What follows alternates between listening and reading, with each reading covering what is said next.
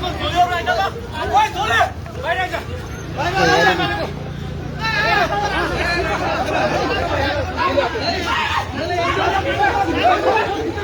यहाँ पुरा उसमै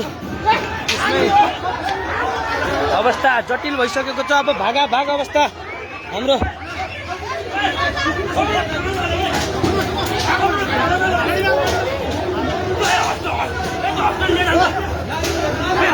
भित्र कोठाभित्र लगेर पनि पिटाइलो गरिरहन्।